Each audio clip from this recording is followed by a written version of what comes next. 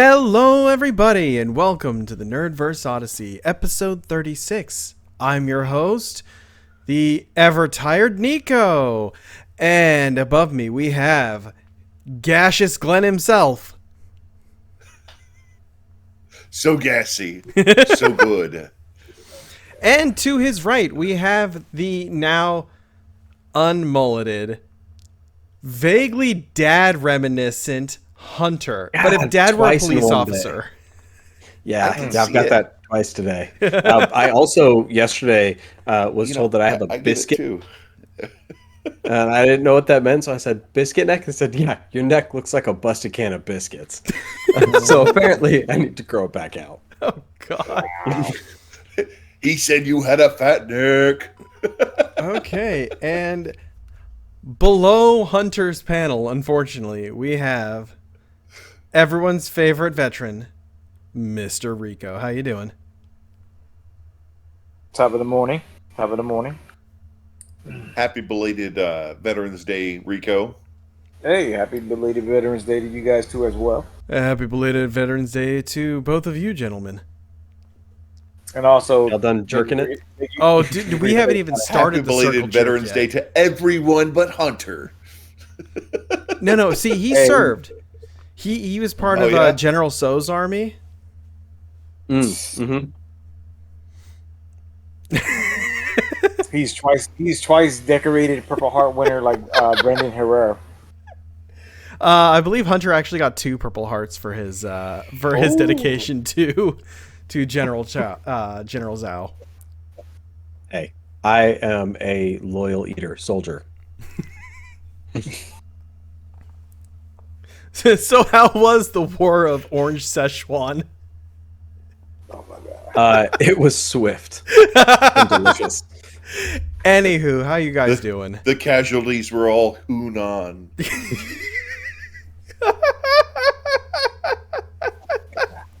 Hunan casualties. Oh, that's fucking terrible. I think we actually lost 15 Russian bots as subscribers with that one.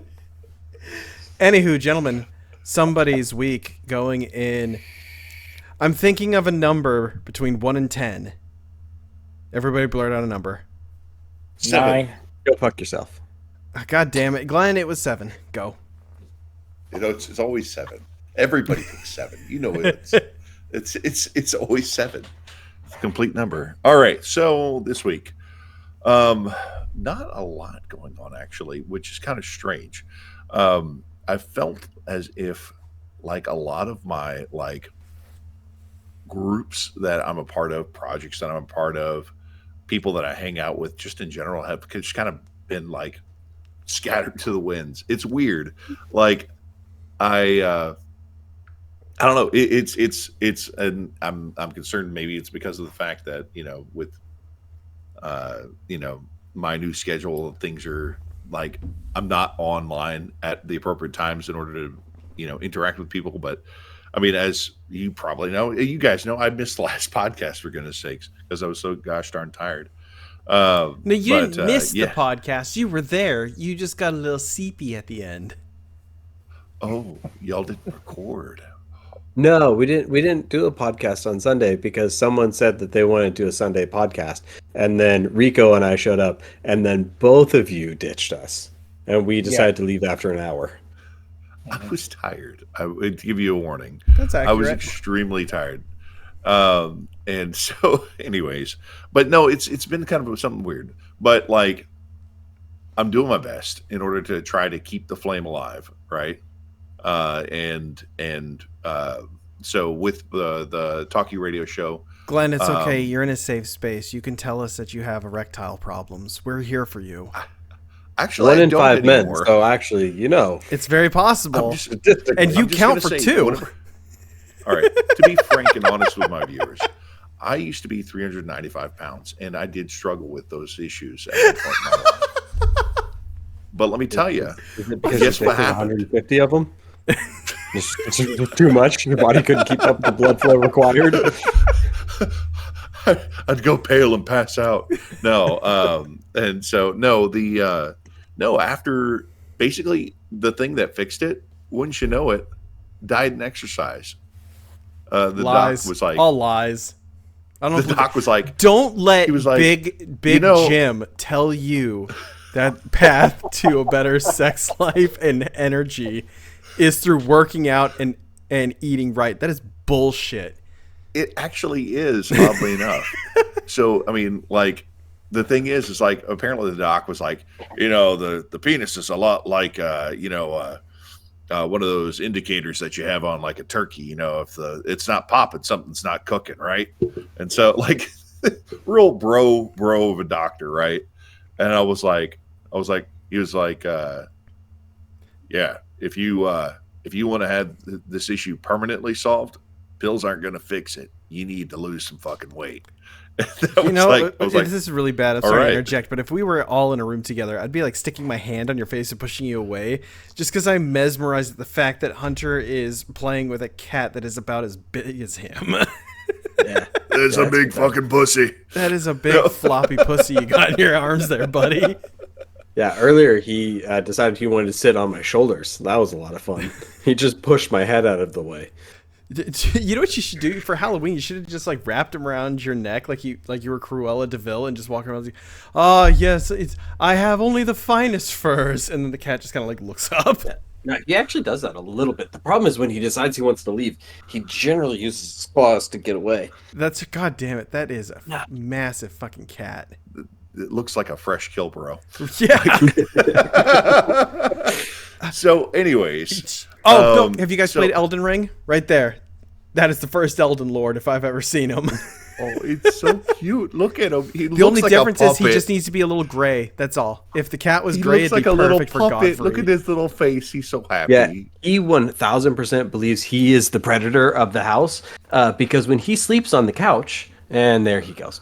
When he sleeps on the couch, I'll go up to him, and as he's asleep, I'll grab his ear and I'll twist and tug it just quickly while I'm walking by, just to screw with him. And he doesn't so much as open his eyes. He doesn't shake his ears or his head any. He just accepts it and keeps his eyes closed because he sees zero threat to anything else inside of his house. So what you're saying is you think that your cat thinks that you're a basic beta bitch. Yeah, absolutely. Big pussy, no balls. The dog What's and up? The other cat and the kids. He gives no fucks about any of them. Yeah, big pussy, no balls. That cat's gonna get you one of these days. I hope you know. Yeah, he's gonna be sitting on one of the stairs. And he's gonna go meow and like push you down him. He's gonna take you out. I'm sorry to say this. Yeah, no. And then he's gonna eat your eyeballs because apparently cats do that. Yeah. Usually it's when I'm walking up the stairs, or if I try to go I run up the stairs and he sees me, he will chase behind me and he leaps forward, grabs my ankle with both of his claws, and he bites my Achilles. Those are the fun days. Shit, that's what Nugs used to do to Dad. Yeah, it's different when the cat weighs 20 pounds more, okay? Damn. So, let's see what else. Done a couple of castings for Casting Call Club. And I've gotten at least 4 callbacks. In fact, actually, while we were waiting for Nico to show up, I got another one. Apparently, people like my bad guy voice. So, yeah. Again, Hunter, it's all your fault. Thank you. So now, because besides the amazingness of everybody, all the thousands upon thousands of listeners that listen to our show, Glenn can now reach a whole new audience with other shows and prospects that probably aren't computer-based robots. I mean, yeah. So apparently that episode of X-Men, which, are you part of that, Hunter, or no? Mm-mm. No. Okay. So Scyther is going to be premiering the X-Men episode that I helped voice Cameron Hodgin this Friday. Super excited. It's finally a product that I can, show everybody in my family, and not have them think that I'm, some sort of stoner or something. Because I do zero drugs and never have tried them, unlike some of them in our number. But that's okay. Okay, punk. Let's calm down. Yeah, right. So, anyways, but yeah, straight edge. I am quite so. Damn proud of it too. Yeah. So anyways, the that's coming up. I've been playing a lot of Minecraft on my friend's server. Let me tell you. So, have you all ever heard of a Minecraft mod called Greg Tech? No. Cannot say that I have. Okay. So, Greg Tech. Have you ever played Minecraft at all, Nico, Hunter, Rico? Yeah. The We've first time I ever talked quit about smoking Tech was at because server. I was on like a 48-hour Minecraft binge. Okay. So, Greg Tech is basically Minecraft, but hard. Like, really hard. Like, Okay. harder than it needs to be. Because this particular mod pack is supposed to take like several thousand hours to finish. And I've put in, I'm going to say about 100 hours into it already. Hmm. And I'm just now getting my foothold on Steam Power. Yeah. But can you play it in VR? Yes. Okay, Yes, that's you pretty can. dope then. That's the one thing I can't play like 2D Minecraft anymore. Like actually on like the computer for like the regular version, I can only play it in VR because after seeing it that way, I can't not see it that way anymore. Nico's like, screw your 2D worlds. I'm living in the third dimension, bro. Exactly. My Yeah. eyes opened when I scaled that mushroom mountain to find a shroomoo towering But they over only me like saw a what was beast. 2 a inches in front of mushroom. them. Or the So, mushroom I or whatever. have- I don't know. The mushroom cows that are like double the size of a regular cow. It's a mushroom. Whatever Yeah. the fuck the thing is called, seeing it in VR like startled and thrilled me at the same time. It was the craziest shit. How long have you had sexual feelings about cows, and why a do. mushroom cow in particular? Could it be the phallic inclination of the mushroom? Well, sometimes a cigar is just a cigar there, Sigmund. Okay. So, anyways, yeah, I have my little VR set, and I've tried it. But the thing is like, for me, I just can't get behind. I can't get behind VR for like long stints, just because one, I just feel like I'm shutting out my family, which may be a benefit to some. But secondly, like the motion sickness, especially when I'm riding on like Minecraft rails in the VR, like it just makes me just feel so sick to my stomach. That's so weird because I can play Blade and Sorcery until the Quest 2 dies from battery loss and not be queasy at all. Yeah, See, I have a trick that helps Windows a lot of mixed. people- Sorry, Go the ahead. trick that helps a lot of people, make sure to have a fan hitting you at the same time. Because the issue is that your eyes see that you're moving, but your brain doesn't recognize it because there's no inertia happening, right? And so your body can't put two and two together. So if you have the fan hitting you, it makes up that stimulus that your body is missing, and it removes that for a majority of people. That's one of the things that I learned early on in the sim racing days, since all I do is race in VR, and my stints are usually 4+ hours. So I need a fan. Science. That it makes great sense. What else is going on?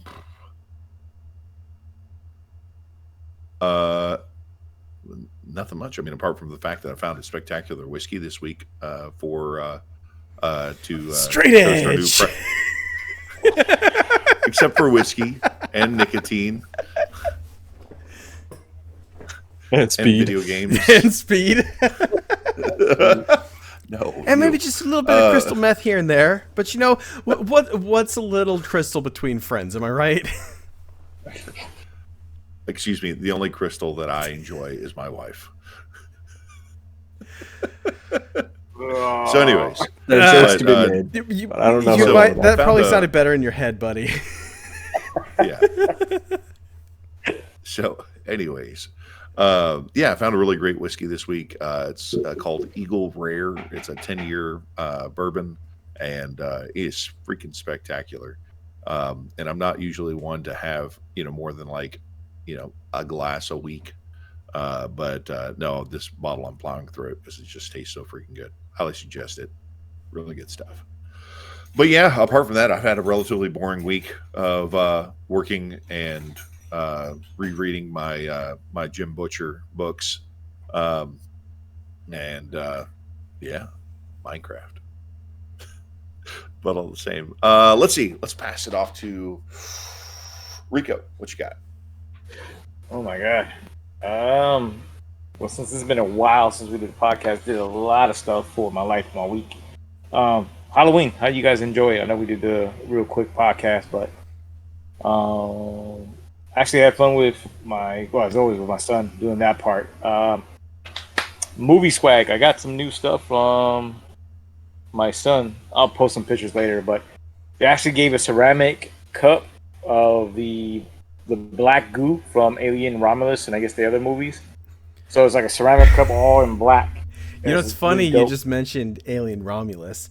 I saw a bunch of shorts right before the podcast while trying to get Roha to sleep of Alien Romulus, and I haven't watched the movie, so I'm like, I heard it was shit. Let me just watch some of these. I found out the ending. Don't spoil it. I'm not going to. Yeah. It actually looks so fucking stupid that now I want to watch it.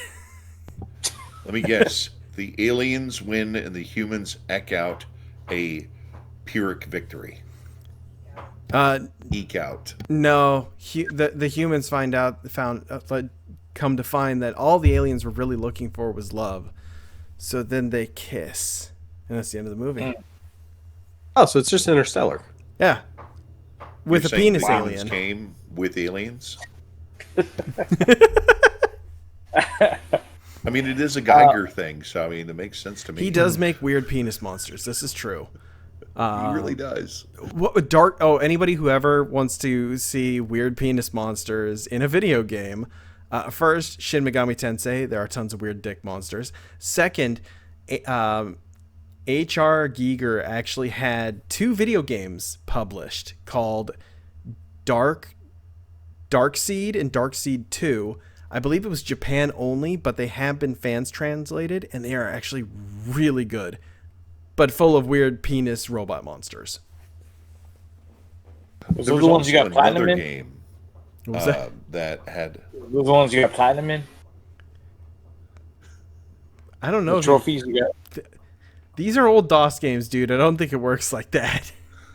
Well, how many achievement points did you get? Yeah. I didn't get achievement points. They weren't. You got real master fast. More like he achieved orgasm. Oh. Speaking of that, Veterans Day parade. So many of them there. It was unbelievable. Yeah. Actually, Just check. got the opportunity. 17 minutes in. Got the opportunity to go to DC to do the Veteran Day parade. Oh, nice. Our That's local really high kick-ass, school did actually.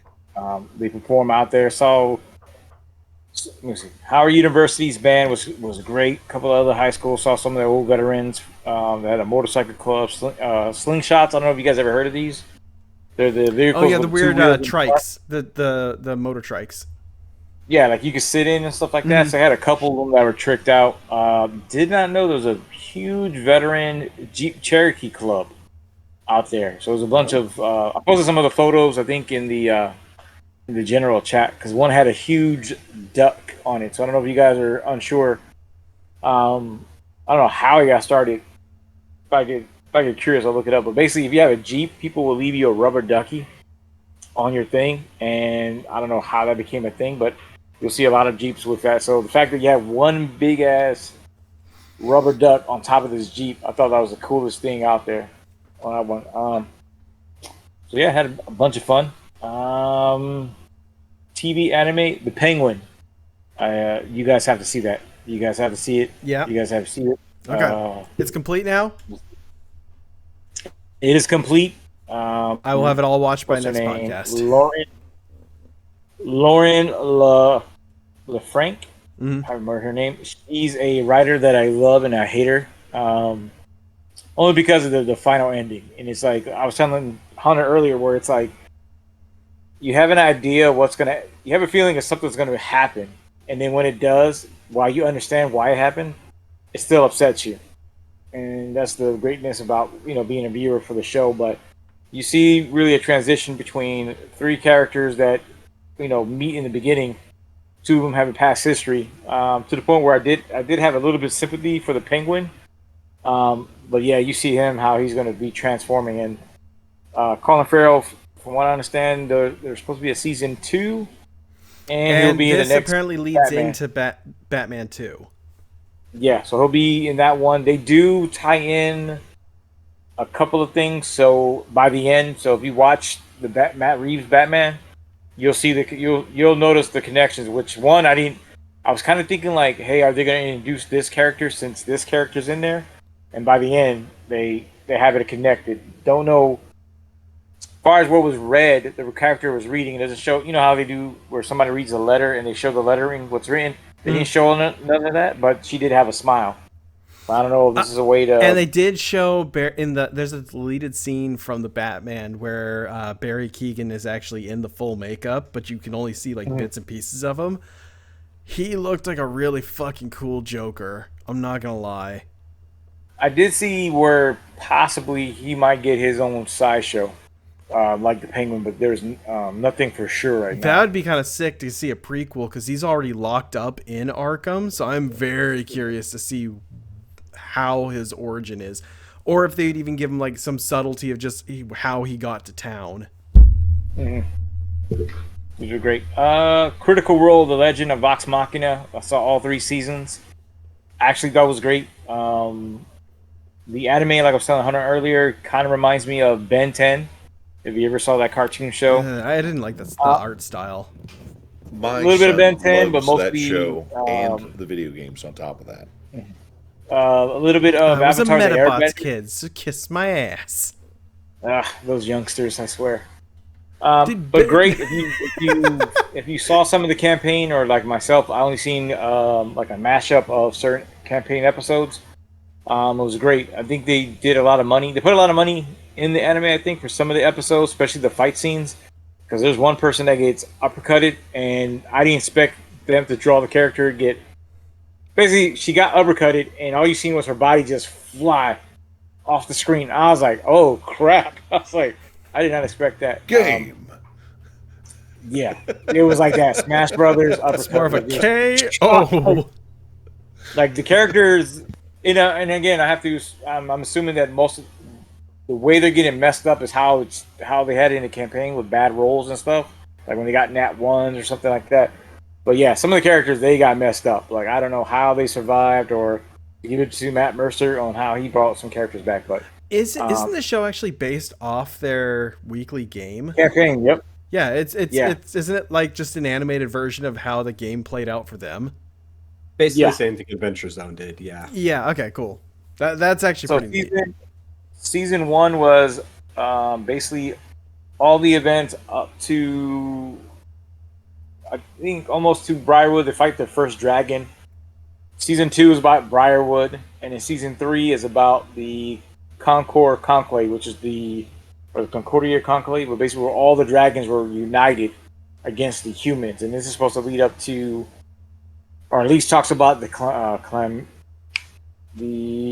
There's a calamity in D&D. I'm not too sure, unless there's something that they made up or whatever, because I know they did another campaign talking about it and stuff There's like that. several calamities in D&D.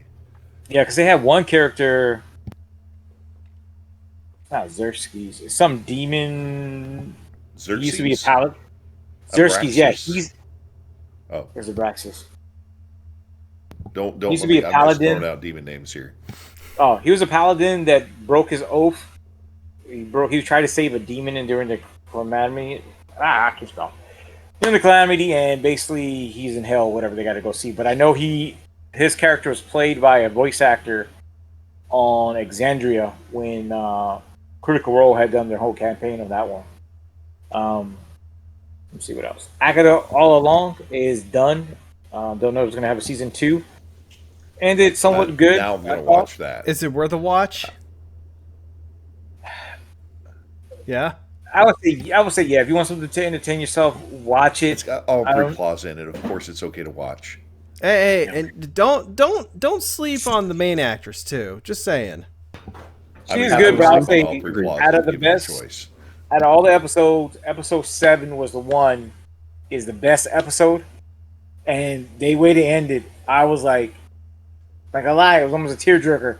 I was like, man, that lady went out like a G. Like she was just like, she like recognized her past, realized what she had to do, and then she did this thing where she flipped a terror car, where it was like reverse the tower or whatever, and it just, oh man, it was like Hunter may get the reference, but Burn Notice, the last I love season. that show. Yeah. Yes, if you watch the whole season at the end, right? They were telling you that somebody was gonna die. So I thought it was gonna be Bruce Campbell. I figured like, oh, he'll die, or Fiona was gonna die. And then they had that scene where they're coming after. I think they're coming after Bruce Campbell's character and somebody else. But he needs like this henchman. They come into this house, and the mom goes, like she said something like, "I always protect my boys," and then she let off the detonator, blew herself up, and everybody else. I ain't gonna lie, another tearjerker. I was like, man, she went out literally with a bang and took everybody who was there, took them all out. I didn't expect her to sacrifice her life for that one, but You're saying Kitty doesn't make it. I'm gonna say who's gonna make it. I'm not gonna say who's not gonna make it. Just it does some justice to the character. Like there's a couple of episodes where they were good. Episode 7 was the best, but it's supposed to lead up to the new Vision show that's coming out too. There's a new Vision show coming out? Yeah. Oh, you didn't see New York Comic Con? They had a bunch of announcements. When was New York Comic Con? Is that last 2 week? weekends ago. 2 weekends ago. Okay. Also, it had been announced for a while now. Yeah. Yep. They're also making a Wonder Man show. Yeah. I'm a little off on that one. I'm waiting to get more. I want to see what they do with it because something just seems off. Well, a change. One of the comic events that they did recently had Rogue absorbing Wonder Man's powers, and then permanently becoming one of the strongest people on Earth after that, because she previously got Carol Danvers' powers before that as well. So typically with the 616 canon events in the comics, usually those are followed up in the films in the MCU within like 3 to 5 years from what we've seen recently. So I have a feeling that's going to be part of like the introduction to the X-Men. Maybe Rogue takes Wonder Man's powers in the movie instead of Carol Danvers, and then that's how she gets like her power boost to become an Omega level threat. I'm not gonna lie. I mean, with Captain Marvel losing her powers in the MCU, I almost see that as an easy out for a lot of the writers for no longer having to deal with what's her face. Brie Larson. Yeah, is because from what I understand, like half the cast hates her, just in general, just because she's kind of a mess. That's the best way I can put it. Anyways, where'd Nico go? I had some information for him. He just dipped. Right. Speaking of messes, Uzumaki is done. That was only 4 episodes. Yeah. Basically, what I got from that is everything ends but remains the same. Yeah, that's kind of how the book goes too. And, there's no way to. At least I thought it was depression, and then I don't want to spoil it. I would just say I didn't expect the ending. It's a book that's been out for how many years now? No, but okay. So in that case, people read. They at least tie some of the loose ends where I'm like, you have all these events happening in this one town. Nobody outside this town is going on, but they revealed, yes, you had people come in, but they can't come out once they leave the town. Some of them died. Some of them transformed to snail people. Some twist their bodies. There's boats that came to rescue, look like the Navy boats, but they got wrecked. And so their explanation of everything in this town is cursed. And every so couple of years, this whole town gets messed up, and all these residencies twist their body up, and they eventually end up in this thing. They don't even explain what it is other than it's pulsing. And then the 2 people you thought, okay, they're going to escape. They're the only ones who can know what's going on. They end up being just twisted lovers in this thing. And then the only thing that Japan does... escaped in their own way. You know what I mean? I hate that crap. And then, not even that, they had all this crap that happened. They had all this crap that happened in this town. and then you're like, okay, well they're gonna come and investigate because once everything happens, it resets. But it seems like everything goes back to normal. Like they just chalk it up to, hey, this was a very bad typhoon because they got hit with like 5 or 6 typhoons. This was a very bad typhoon, and now we're on the road to recovery, and nobody asks no other questions. And then it just shows a girl getting off a subway where the voice changed from the narrator of the girl that she died with her boyfriend to a new girl that's coming into town, and it's just a repeat of a cycle, and that's when the series ends. And the first thing I said was, "This was crap. If this is only 4 episodes, I am upset about this. I am upset. Like The no, book was so much better. I'll give you that. I don't even know if I'm gonna pick up the books. But And it speaking was of books, much better Black, animated. Oh, the same. So there was something I was going to tell Nico before he left. Whenever I found a spare moment to say something, there was another HR Geiger-esque game that came up more recently called Scorn that I highly suggest that he check out because it's basically just poetry written in meat and bone and uh, everything else. It's absolutely great. Anyways, but he's not here, so he'll have to hear this later. post it in the chat. Post it up in the chat. As always. 2 books I did. Well, 1 book I finished. Black Summer was the graphic novel. If you guys didn't read that one, if you got some loose change, go to your bookstore and get that one. You said Black Samurai or Afro Samurai? No, Black Summer. Oh, Black Samurai. Oh, sorry. Yeah, it's about to kind of like the little bit of the premise of you have superheroes. There's one superhero who decides to kill the president because he feels like the president and some other people are corrupt, and basically tells America, hurry up and come up with an election. I don't have all the time for you guys to correct it. And then it's after that event, you have his friends that have superpowers, and they're like, what the hell? Like, this dude is like the strongest of us. And now they're trying to piece everything together. At the same time, kind of hide, run away from the government, the army, all the alphabet boys that are coming after them because they believe these guys have run amok. So now they're trying to take care of them or whatever. And all I can say about the ending is sometimes you have to kill your friend to prove a point. So, yeah. Seems a bit extreme. That ending was extreme. What sort of ending point was extreme. You be proving, trying to take one of those out there, Rico? That sometimes your friend, even your best friends, can be jerks. And sometimes you got to punch them in the face to get them back to reality. Oh my goodness! And then there were 2. This is now Beard Bro Brothers podcast. Yeah. No, the reason why I said that was because I can't reveal names, but there was an incident when I was in the military, and one of our battle buddies got hurt. This is when we're back in the States, but got hurt. Didn't want to go to the hospital.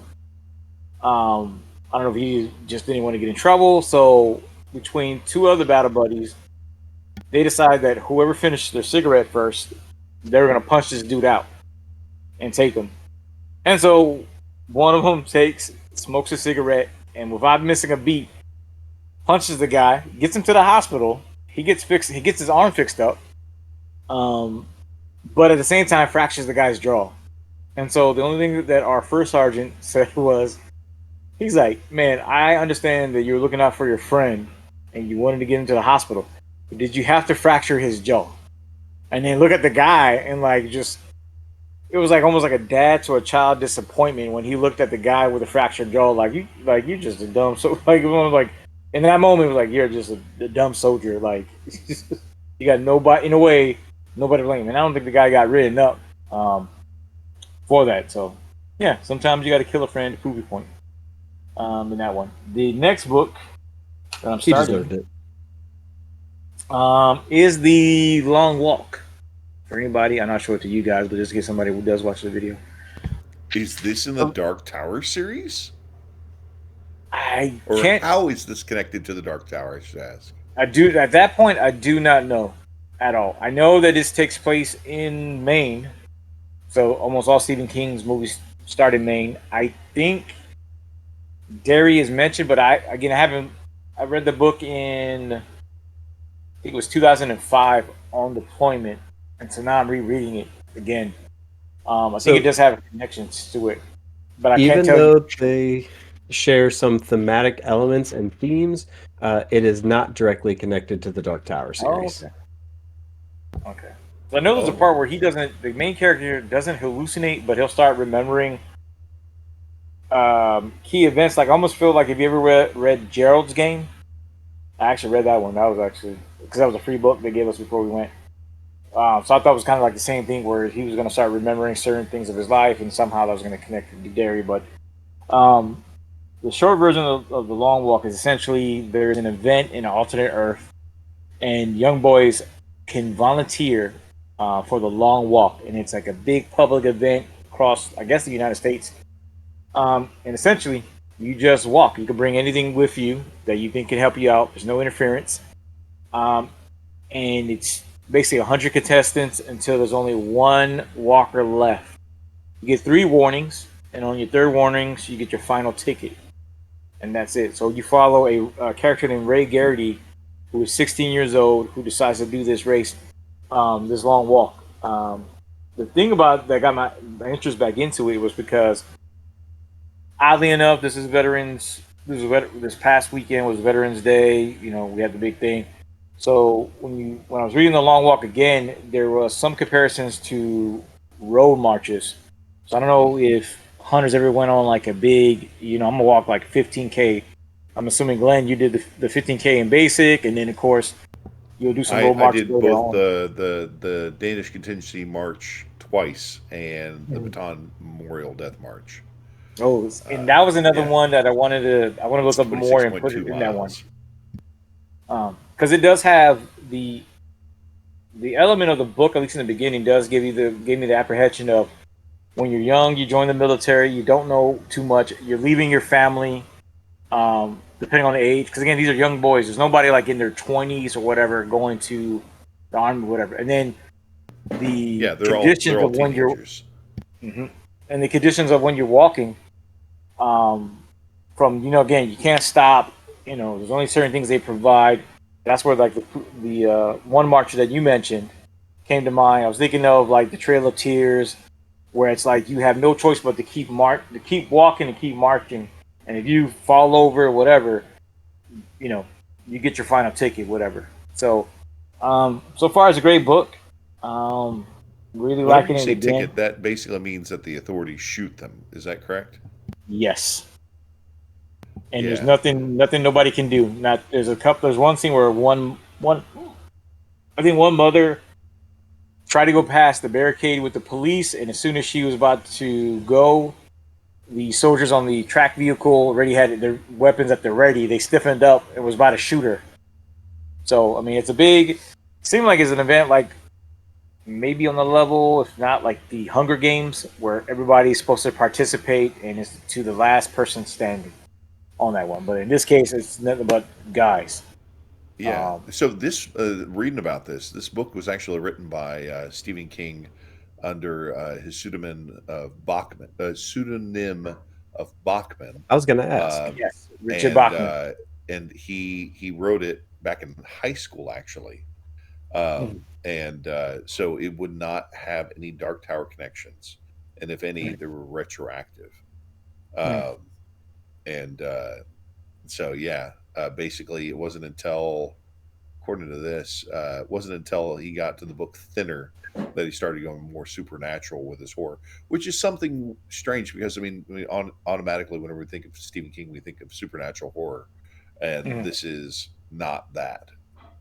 So Well, that's in this interesting. book, he has a what do you call that? A foremention. So he talks about Richard Bachman, why he became Richard Bachman. It was an excuse. It was really an excuse or his reasoning to write a different way and not to be stale. That was the main thing he wanted to combat. Like he didn't want to be stale, and he was liking it. In a way, it didn't become like he was a alter ego. It came like almost like a separate entity to where he could write a certain way, he could talk a certain way. He even came up with a backstory for Richard Bachman until he got exposed as Richard Bachman, and essentially he killed Richard Bachman with that because now everybody associates him with that. So um, he does a You know what's good. interesting?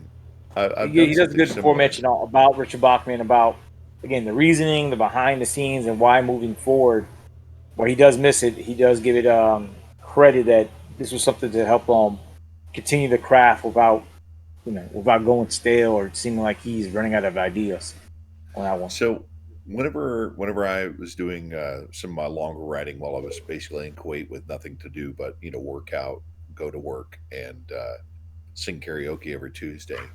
I actually wrote under a pseudonym as well, oddly enough. But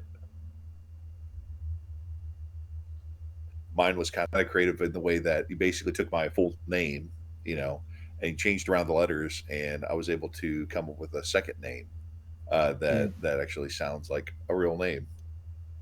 So you take my first, middle, and last name, you change around the letters, and you can get the name Charles Knightson. Yeah, Yeah, that sounds pretty good. Nightsun, which it was the I guess the joke that I had put in is that it was an Americanization of a German name of Nachtsun, and meaning moon, which I thought was kind of fun.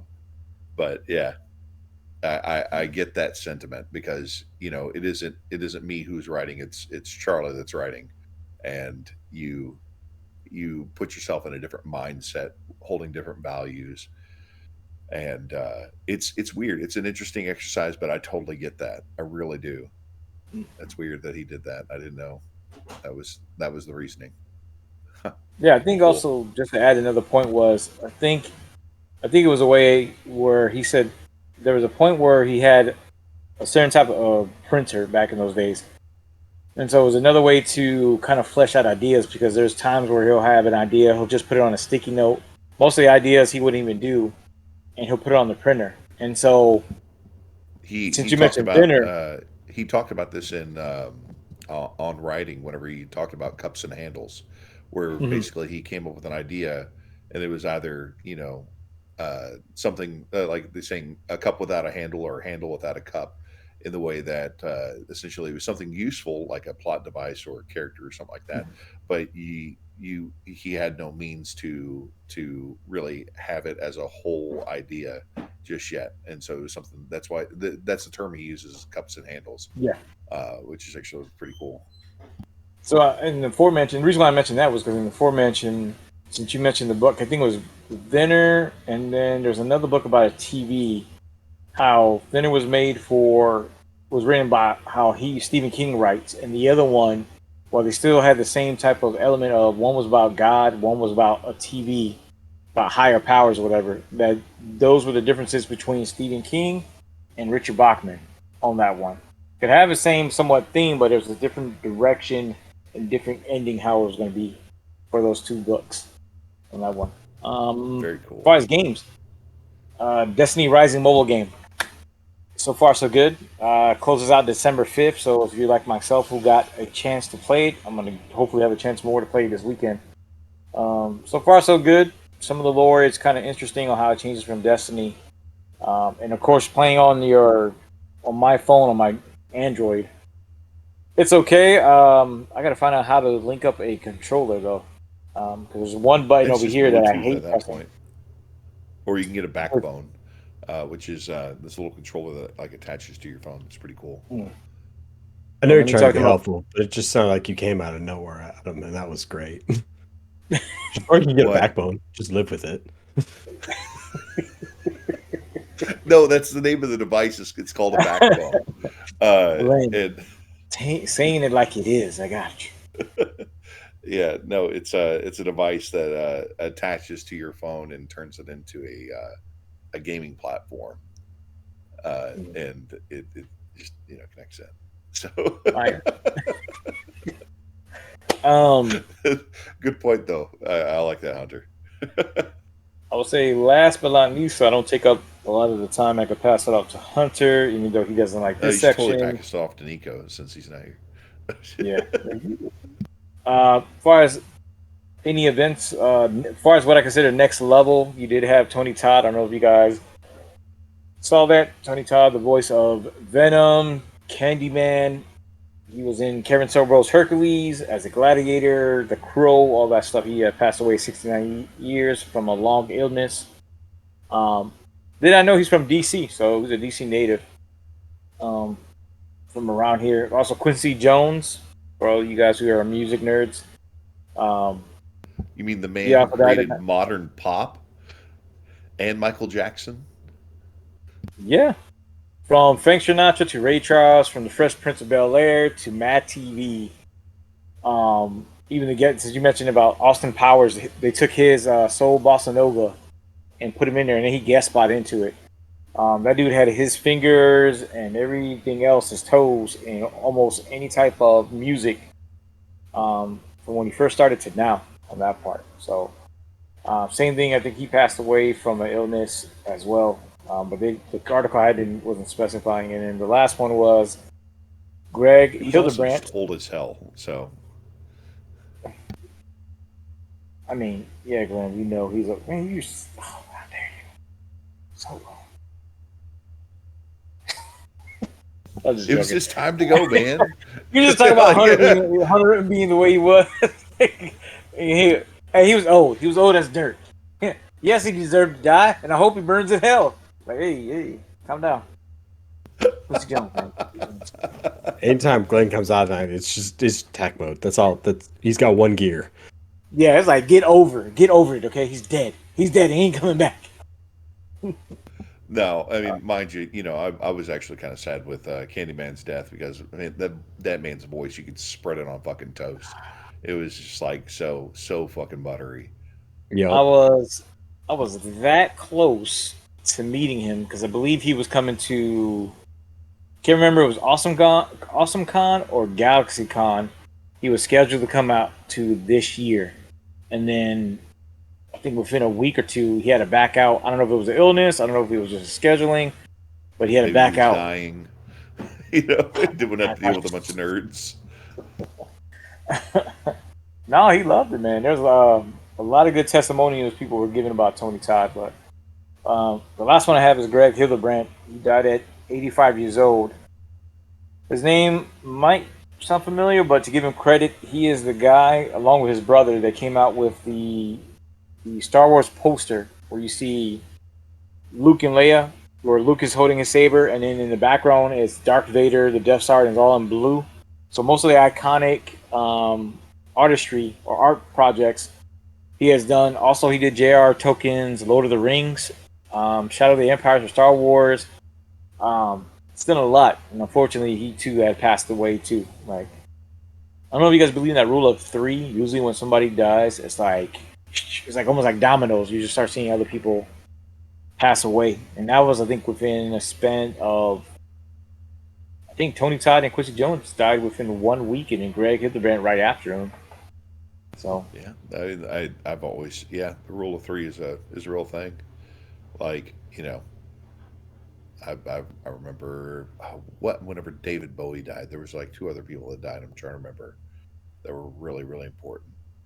That of all the celebrity deaths, I think like most of them are like, oh, I'm gonna miss him.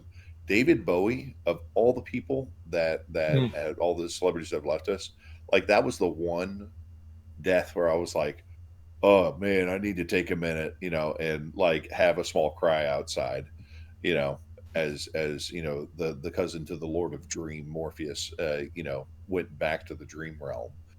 It was like one of those things. I thought that way with Chadwick Boseman when he died. I was like, are you kidding me? Like, for real? Especially since he was at the age. Yeah. I think he was 2 years older than me. I think he passed away at 39. I was like, it was just crazy how it was. Last thing I would say is I want to give next level credit to Moose. He was a beloved rabbit and guest hopper on the podcast. Prayers to Nico. I don't know if that's why he left. But yeah, unfortunately, Moose had passed away. So if you saw him on the podcast, that's why he's not there no more. So he was a good rabbit. Yeah, he was a chunky rabbit too. He was so good in the end, though. Dude tasted amazing. That is so fucked up.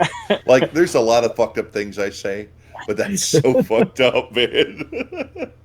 And my Now when he listens back to this podcast, he'll get a nice good cry out. I guess. And in my head, it So- goes back to that scene in Lord of the Rings with when Sam is arguing with Golem about what goes good in a stew with potatoes and stuff like that. Like, that's what I feel. Oh man. What we need is a few good taters. So I have actually a pretty funny story about rabbits and my grandfather. Since we have some time, if you don't mind me telling it, I'd love to. No, I was gonna pass it off to Hunter, so it was up to Hunter. Hunter, do you want him to intermission? I'll tell the story, and then Hunter, you can take your take. So my grandfather was working as a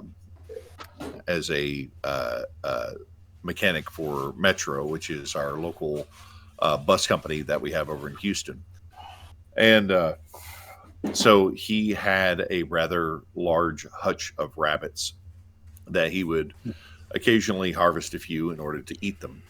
And so then, whenever he would take his barbecued rabbit to lunch, the lunch actually got stolen by somebody, and my grandfather, not one to take it lying down, he lamented the loss of his lunch to one of his coworkers, which he had suspected of eating his lunch. And he was like, and my grandfather, he's from Bahrain, right? He speaks English as a second language, right? And so, like, he says classic phrases like, "Don't give me none of that garbage can," and other things that kind of add up to broken English. But it's not exactly his forte. He's not the most eloquent speaker. Good guy though. But so anyways, he's lamenting the fact that he's lost his barbecued rabbit to this gentleman who's suspected of eating his lunch. And he's like, yeah, I lost. I was really looking forward to eating that barbecued rabbit. He was like, oh, that barbecued rabbit, that must have been real good. And he's like, oh yeah. I saw it out in the yard and I just grabbed it and, I got it and, I was able to make my lunch. And he was like, excuse me? He's like, grab the rabbit, meow. And then, I made barbecue rabbit. And he's like, he got kind of a shocked look on his face, turned slightly green as he made the realization that my grandpa was implying that in fact the gentleman had just eaten cat instead. And to that merit, the gentleman never stole my grandfather's lunch again, and he was able to enjoy all the barbecued rabbit that he could possibly muster afterwards. Hey, homie, I'm And just now curious. we Have you know. gotten your AAA card yet? Because you told this story on the 4th or 5th episode of the podcast. Oh, did I know? Yep. Yeah. But also, now we know that your grandfather hails from Springfield. So What do you mean? that was the big story out of Springfield that was made up during the election cycle, was that the immigrants in Springfield were stealing people's cats and dogs and Yeah, eating them. yeah. Well, no, he was really Haitian eating rabbit. community. He was really eating rabbit. He was just fucking with the guy to say, that he ate, Yeah. So, anyways, okay. So you guys have heard that one. Wow. I think a couple times now at this point. Yeah, this is But the it's a first good time story, we so we brought just this let up, you I go think. with it. Okay. I promise you, I have more stories than that, and I'll never tell that story to you guys ever again, nor you, my dear audience.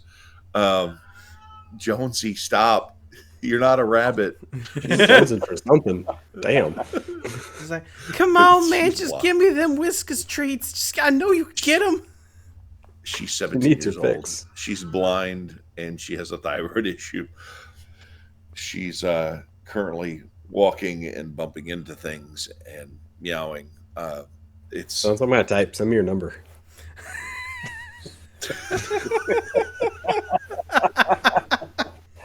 Oh my god. it's so fucked up. Anyways, all right. Sorry, Rico, to interrupt with a story you've all already heard. Damn. Who's got it next, Rico? Oh, that would be Hunter, since Nico decided to take a crap and also make a drink to come back. No, actually, I had a wife emergency, and this is iced tea. So you I don't admit that believe you had time to go make yourself some tea? Yes. All right. So for my week, I've gotten back into playing League again. Oh which God, is Hunter! annoying. How could I forget? Do the mullet flick. Do the mullet flick Yeah, like you do we every already week. made this joke. Yeah, yeah. I know you left and came back, but you made that joke like an hour ago. So that's been. I hate it. I really hate the changes that they made to League. The way that the bounty system and everything works nowadays, it's back to like what you would see during, I think it was like season 7 or season 8 or season 6, because that's when Tank Echo was the thing, and that was a lot of fun. But once a team gets ahead, there's no good way to catch back up in the way that they have the bounty system and the gold rubber banding work currently. So it just feels like as soon as it starts to go downhill, unless the other team is just being absolute morons and feeding you kills and objectives to get you back into the game, there's no way to recover. And it's really frustrating because it also doesn't feel like you have the ability to just 1v9 in this meta as well. So like no matter how well you do, if the rest of your team cannot carry their weight, there's just no hope. And usually by 15 minutes, you know who's going to win the game. So I'm hopeful that the next season is going to be more fun. And how many games did you play during this season? Probably about 30. How many of them were ranked? Pretty much all of them. I don't play unranked. Okay. So then I give it an 85% probability that you most likely said a handful of racial slurs during your time playing League. No, I actually have chat disabled in League. I turned it off a couple of years ago. Yeah. The game's so much more enjoyable when you don't have to talk to 12-year-olds. So, It's way more fun. Rico, I don't know if you've played League of Legends, but it is one of the most vilest fucking chat boxes that'll ever be pulled up playing a video game. It's actually not that bad anymore. Has it got better? Because it used to be like a trash fire. I'd play League just to read the chats. Worse than Call of Duty? I think that was the worst. At one point, yeah. At one point it was solid pretty for a while bad. there. But no, they got rid of the tribunal, which I thought was the most fun because as a user, you would go to the forum and you would sign in, and you go to the tribunal tab, which was their way of showing you any player that was reported for anything like verbal related, not like if they were just intentionally feeding and just died 20 times in 15 minutes. Then you and other people could see that ticket that was created, and you could read through and determine, is this person guilty and should be punished or not? And then it would take the average of all of the votes, and then they would either punish the person or not. So it was entirely community I like driven. that. That's cool. Yeah, which was great because also the more you participated, the more you got out of it. Like you could earn like in-game currency, or if you did so many, you got like a free Kale skin or a free Morgana skin, I think it was as well. So like it was fun. It was like it incentivized you to try to keep the game clean and punish people when needed. But the only problem was the community thought it was fucking hilarious whenever they were reading through these chats. So they're just like, nah, that dude was great. He doesn't deserve a ban. And so majority of the time, as long as you were entertaining and you're flaming, you never got punished for it. So they got rid of that after about 3 or 4 years. So it went from a democracy to a populist. Yeah. Absolutely. Yeah. It was a good time. Yeah. Much like America nowadays. Should bring it back. It's like wrestling, it's like wrestling where the bad guys eventually they became the cool guys, and then the baby faces were like, "Oh, we don't like you." So, yep. That's society. Yeah, I also started playing Omnibus.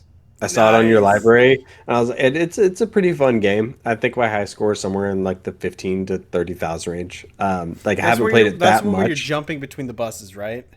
Or no? No, you're on a bus and you're driving your goal is to destroy things around you while not falling off the edge of the planet that you're on. Okay. And I remember this every one. time you hit an object, you go faster. Yep, I remember this one. Yeah, I haven't played it too much, but it is a fun game. I did like it. It's good to pass the time when you just have 5 minutes. Conservation of energy be damned. Have you read any more? They give no fucks. Or have you played any more of? Was it Slay the Spire? Not in a long time. When was that something we talked about recently that I don't remember? No, I didn't have you played Balatro. That's what I'm thinking of. Balatro. Oh, yeah, no, not in the last couple weeks. Okay. It's a fun game, but it's never one that I just think of to randomly pick up. Fair. Yep. After this podcast is over, I'm going to turn on all the lights and I'm going to play Fork Road. It's like a $4 game that I saw on actually YouTube short, and it's like you're trying to navigate through this area without getting caught, and then there's a whole bunch of jump scares and stuff. And I didn't get a Halloween game this year, so I was like, all right, it's like $5. Why not? Might as well get it. It'll be fun for a night. And then I'll end up being annoyed that it was so short and probably not that great, and I'm just gonna start playing through Alan Wake again because it's usually what I do around this time of year. Fair. My spooky game this year, it had to be Liminal Core. It's basically like, the back rooms. Oh, that's the one where it's a shooter. No, it's a squad-based shooter. Liminal Core, you're in the pool. You're thinking of Doom. No, it wasn't Doom. There was Yeah, the arena shooter. That arena shooter, right? Yeah. Fuck both of y'all. I try to know I can always count on you. Absolutely. Fuck all y'all. It's not your fault he's wrong. Oh no, there is a squad-based extraction shooter that just got that there was a demo for that is about the back rooms. That's why I was thinking it might have been that. Oh, you're talking about the Backrooms 5K or something like that? No, it starts with an L. Okay. Yeah, there's this one's Liminal Core, and it is leaning more on the liminal horror than the creepy monster mascot horror that a lot of scary games nowadays are trying to tend towards. A la Five Nights at Freddy's or Garden of Banban. Yeah, exactly, Jonesy. You tell them. I swear to God, I need to put this cat out of her misery. Jonesy, just die already. Just die. Oh my God. First it was Quincy, now it's the cat. Gotcha. Unbelievable. All right. So Sorry. you're good. On the audio drama front, it's been kind of stale for me as well for the most part, at least for last week. Prior to that, I got a role on a Star Trek audio drama series. So that's pretty fun. I play Officer Garrison, communications officer. What era? Interesting question.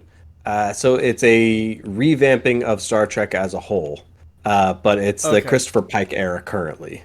I don't know how often TNG. the crew is going to change. Oh no, it's Pike. Yeah, it's Pike. Oh, so it's pre TNG. Okay, or not not Next Generation. TOS. So it's before Kirk. Got it. That's kinda cool. Whenever you said Officer Garrison, I immediately went to South Park, where well, these aliens, as far as you can tell, it's just a bunch of gay fish, gay retarded fish, or something like that. That would be an amazing inclusion in the Star Trek franchise. Wouldn't it? The brevity it would bring. So much so.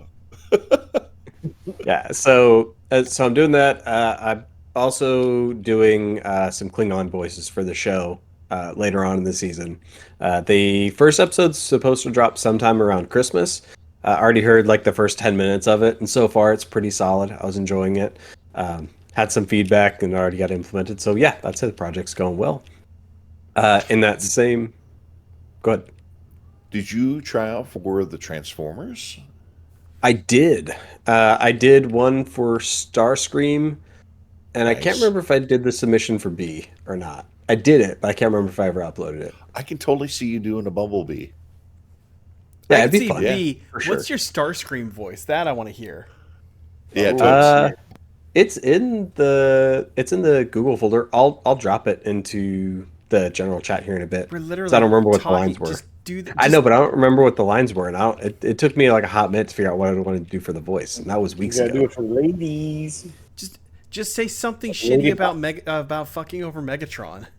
Yeah, but I don't remember the voice I used. I'll have to find it. I'll Okay, I'll did drop you it. go in the more Discord. movie Megatron, Transformers we will or find you, cartoon and we will Transformers? mete out our justice. No, it was definitely cartoon version for sure. Right. No, I'm doing the Optimus Prime voice. You respond with Starscream, like, come on. No, he has to report to on. Megatron. I just love how they're poking you, Hunter. Like dance, They monkey, are. dance. Like They are. dance. But I Say don't the remember what I did, or I thing. would do it. Say the line, monkey. Say the line. Now I am the leader of the Decepticons. Now I am the leader of the Decepticons. I don't remember. I don't remember how Starscream sounded. Starscream. I mean, you weren't far off. Yeah, I know. I saw you put in for a number of voices for the Transformers one. I did. It's because I want to be Optimus Prime, and I'll be really sad if I don't get Optimus Prime. So I hedged my bets with other entries. You're gonna get Megatron just to follow the villain theme. Yeah, most likely. No, I want to play a good guy. Please, I want to play a good guy. Just once, man. Just once. Just one good guy. I've also in the same group. I'm doing the Star Trek show for the dude liked my edition so much. I'm also going to be playing the Doctor in the Doctor Who series that he wants to do. And so, oh fuck! You know hell what's yeah. funny about that? I'm not doing an accent. We talked Really? about it Because I would have loved to hear you do the accent like you did on your YouTube channel. I know it Back would have when been you great. had that American like Doctor? 2-foot long What? hair. Yeah. So I'll be the American Doctor. Oh, there's Well, yeah, a. it's gonna be an American take on it. So I was like, all right, that's fine. Because originally I was like, okay, here's the thing, I'll gladly do it, but I cannot do a British accent to save my life, according to everybody else that I talk to. I think they're Boy, incorrect, but Governor, that's what I'm I've the been told. Doctor. I'm here to so- save you. So it's like, what if I did like an American take on the Master? And he's like, that's gonna be totally American, but you can have either of the roles. Take your pick. And so I picked the Doctor instead. That's fair. Are you That's gonna go kick-ass. manic like David Tennant? Well, it's the very first Doctor, so I'm not sure yet. Well, I figure I got to read the script before deciding the personality. So you get to build Yeah. the personality of him. Oh, interesting. That's So cool. you're the first American Doctor on their show. Yes. That's so cool. Yeah, so that'll be Sorry, dope. I'm excited for that one. I'm slightly jelly, but also super happy for you. There's I can send you the list of No, other no, roles no, he's auditioning for. Not Wait, all of them are villains. I will absolutely Oh, take it. But Hunter, Wait, Glenn, can you I do something don't for want me? to steal this. Say Yeah. exterminate. Exterminate. Exterminate. No, yeah, you gotta do like Exterminate. exterminate, exterminate. You gotta do the robot voice with it. Exterminate. You will comply. That's actually not a bad Yeah, Dalek. I could probably do a Dalek, but I no. But we're back to villains. No more playing with bad guys. Sick of playing bad guys. Look, it's your bad fault for guys. having such a deep voice. Look, and to be fair, the Dalek are only the villains from a certain perspective. Exactly. I mean, everybody's a hero in their own eyes, I guess. Exactly. Yep. Have any of you watched the new Gundam series on Netflix? I haven't touched it yet. How is it? Okay, I haven't watched it yet either, but I saw the trailer and now I really want to watch it because the whole show is told through the Federation's perspective. So they think they're the good guys in the series, and No, not the or Federation. not the Federation. The Xeon Empire. Yes, Pretty the much Xeon the Empire. Nazis. Yeah. The whole story is told through their perspective, and the great big blue robot comes in and just wrecks them all the time, and they're trying to figure out how to keep up and how to win that race so they can win the war. What and year it's is so it? It's set during the 1 Year it's War, the but very- where in the 1 Year War? Let's get in the beginning, the middle, or the on end? Earth. It's I believe it's at the beginning on Earth. Okay. Yeah, and so at first I was like, this is a really stupid concept. There's no way you're going to be able to get behind it. But then I thought about it for a second, like, if they write it really well, they could pull it off. And that would be a great subversion on the audience. So I want to watch it now, at least for a couple episodes. Because everything important in the universe happens on Earth. Well, no. Do you know what was the start of the 1 year war in Gundam? So the colonists, which is the Principality of Zeon, were getting pissy with the ESDF, the Earth Space Defense Force, something like that. So Earth was beefing with the colonies, and the I think it was the king of Zeon was like, nah, fuck this, and actually dropped a colony on Earth. I think it was 2. He took out Quebec and Australia, and that's what set off the whole war.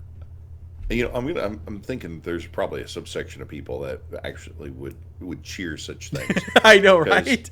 Yeah, but it wasn't Quebec that was the problem. It was the fact that they killed Australia.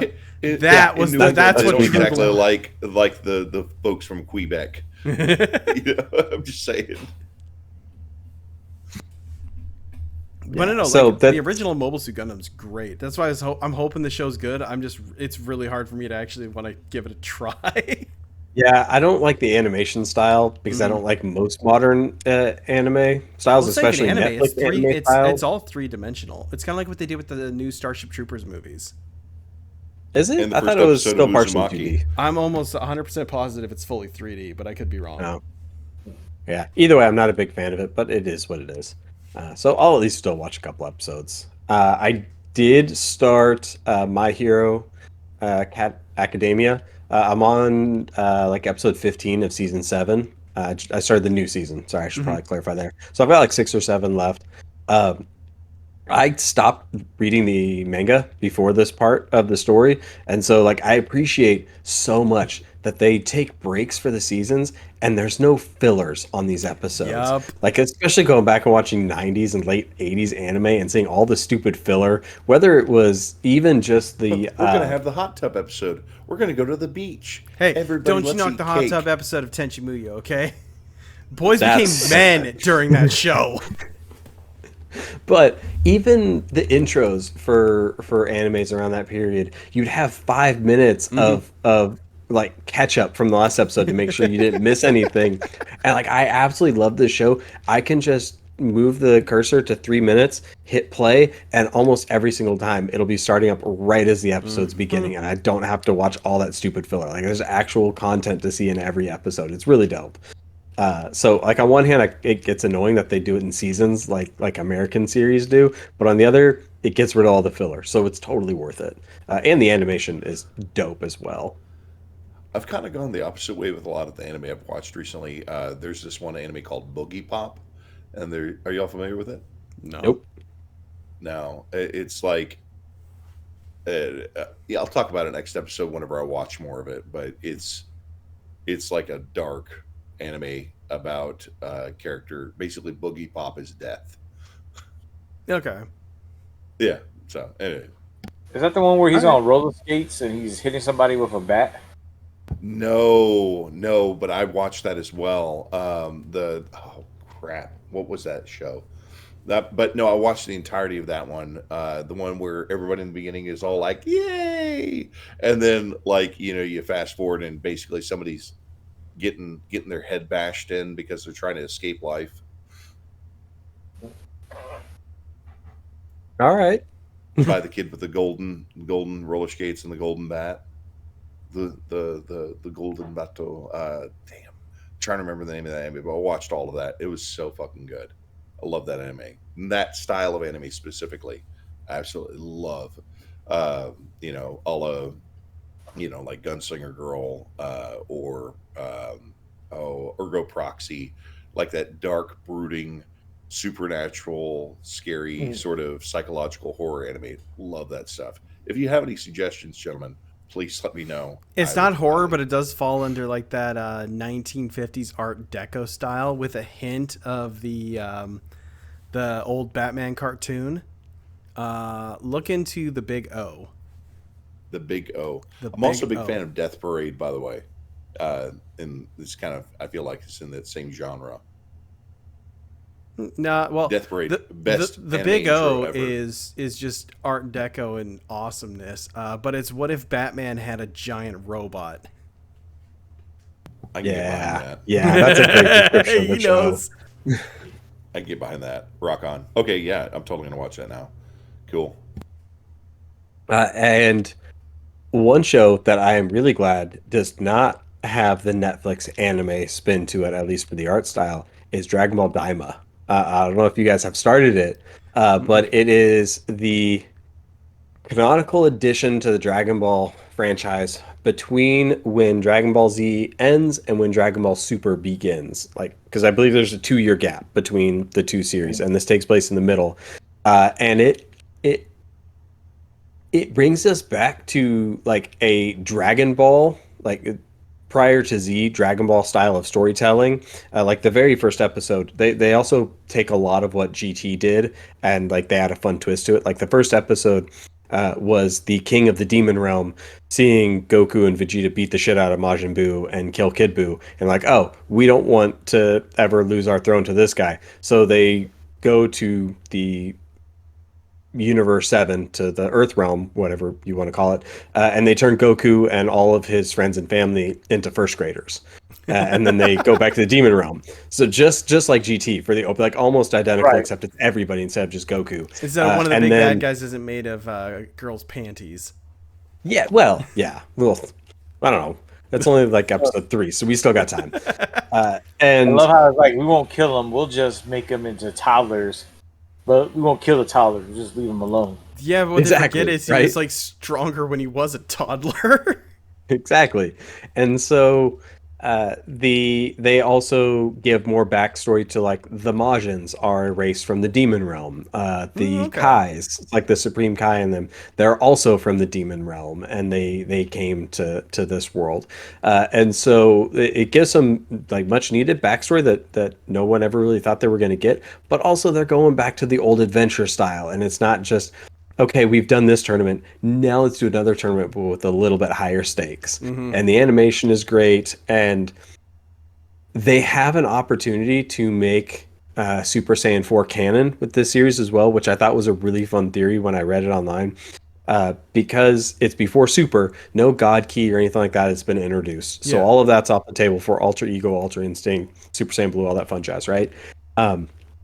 What they can do here, because they're already kind of leaning into the Dragon Ball GT story path, is give them a new transformation in Daima, so you can still feel like the story is progressing.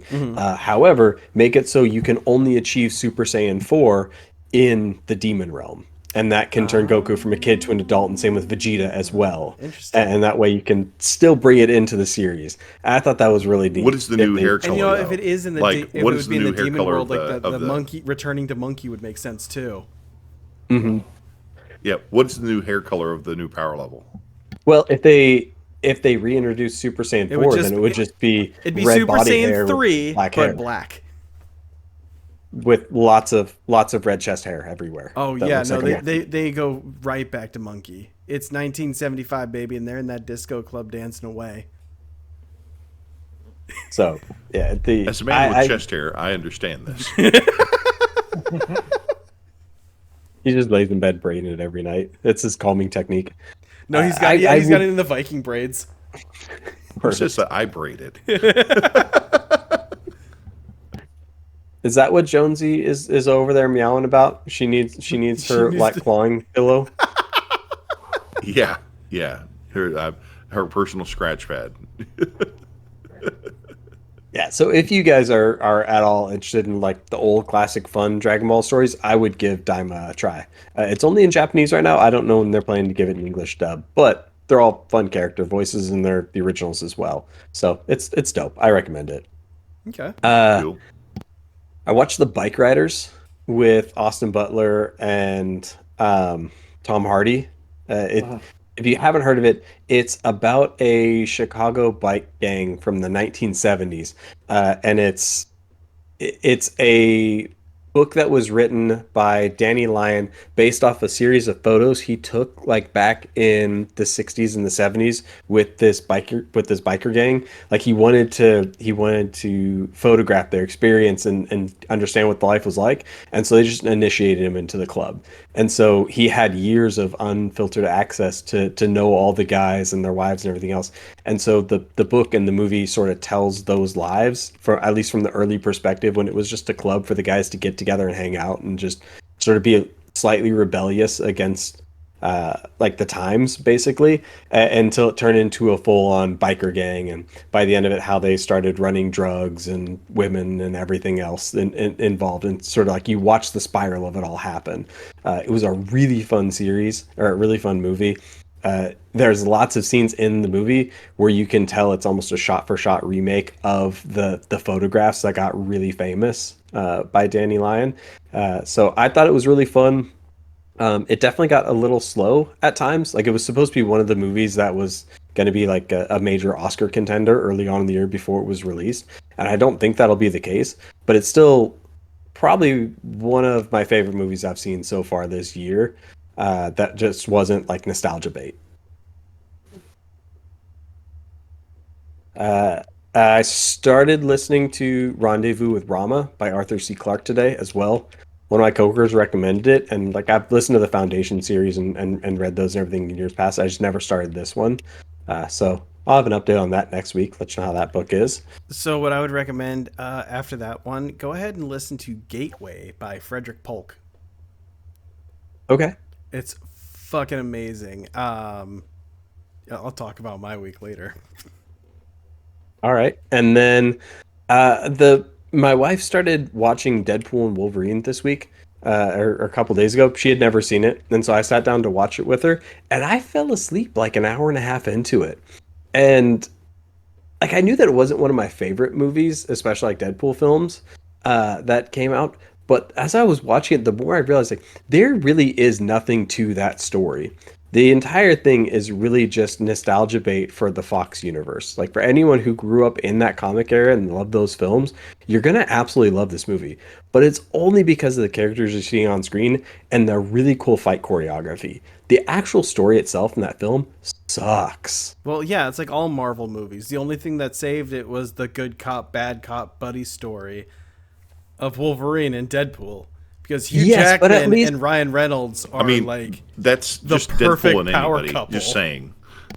But I said that's Deadpool and anybody. That's what it's. No, but I like Deadpool Deadpool and Wolverine a lot more than I did Deadpool and Cable. Well, Deadpool, Cable, Deadpool, Spider-Man. It's always a buddy cop film. Right. See, Cable or Deadpool versus Cable, or Deadpool and Cable. I don't remember what the title for the second film was. Yeah, but that one had a legitimate story. You got to see the progression. You got to see the character growth. You got to see the really cool choreography and the fight scenes. Everything else. I'm just talking from the movie, not the comics. Like, I love Deadpool and Cable, the comics. Okay. Yeah, I'm talking about the movie. Whereas this one, it legitimately felt like every 2 to 3 minutes consistently, it was, okay, now we're going to have a really cool fight scene to pad out 10 minutes of this movie, or look at this new character we're introducing that you know and love. Isn't it great? Like, there was no drive in the story, and there was nothing compelling about watching it other than, hey, those other characters that we got to know over the course of really the first movie, because they weren't involved in the second, they're gonna die if he doesn't save them. But how he goes about saving them also doesn't really matter throughout the course of the movie. It's just, we have to get there. But first, let me show you this cool character. Like, it bugged me so much that I ended up just falling asleep through it. Shockingly, I think it's probably the Marvel movie that I'll never go back to. I don't really see a point. Oh wow, I've actually watched it 3 times already. Not counting not counting in the theaters. Yeah, no, can't keep going back to it. It gets boring outside. Like, if I want to watch part of it, I'll just watch the fight I want to watch, and then I'll be done with it, and I'm good. Also, it bugged me how little blood was on Wolverine's suit the entire movie for being a rated R movie. Well, I mean, like, whenever they would like slap each other, it'd be like, they'd be like, stab, stop it, stab, stop it, and like for how much casual stabbing there was in that entire movie, I was surprised. Again, yeah, like you said, how little blood there was kind of left behind. Yeah. But other than that, that was pretty much my week. So I guess, Nick, if you're actually going to be here and stay around on the podcast, then I guess we can turn it over to you. Okay, cool. It looks like...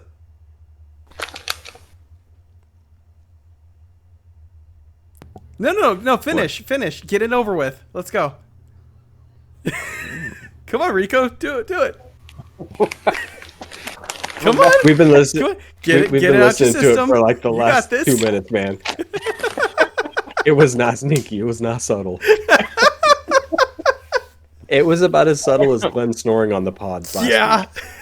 Oh. It was one snore. I watched it. I just was like once, and that was it. All right. We stared at you for a solid 45 seconds. You were out. I was out. Yes, I was a very tired man. And no, I wasn't like this. I was like this. Yep, that's exactly how you were. I was tired. Okay, goddamn. Fair. I'm tired now. So my week was sucked a pretty hard dick.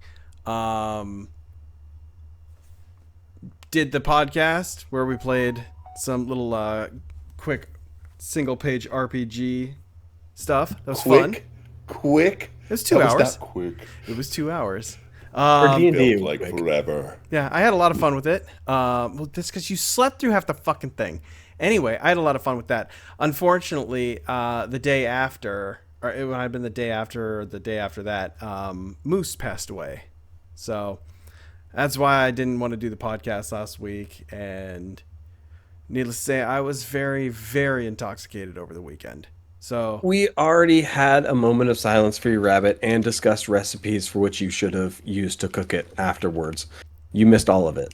Yeah, well, unfortunately, that's there why wouldn't have been. You walked into a barbecue rabbit story. Yeah. Well, anyway, that wouldn't have really been much there because he only weighed like 2 pounds. He lost he was real skinny. That's so fucked up. Yeah. Well, apparently they said they did the tests on him and they were like, yeah, like the only thing they could think of it was he had like some genetic defect because he had food going through his stomach, but it just wasn't pulling the nutrients out that he needed, I guess. So it was just real weird. Like IBS or something like that? No, so they get what's called GI stasis, which is like where they're but when that happens, they usually stop eating altogether because it's like it's almost like when you're too gassy and you can't get rid of it. It's like that, but for them it'll kill all them the time, bro. Because their stomach has to like always be circulating. So yeah, for whatever reason, like his shit just shut down. I think it might have to do with the fact that he was the runt of the litter, and that mixed with God, I don't know, because he was super healthy up until about like 2 weeks before he died, and it was just straight downhill. Did you keep his foot for good luck? No, I did not keep his foot for good luck. That is so fucked up. It's pretty fucked up, bro. It's funny. It's funny because you said this, but somebody else I had mentioned, the poor passing of young Moose to one of my friends. He was like, "Oh, hey, do you keep the rabbit's foot?" And I was like, "No, why would he? That's so bad.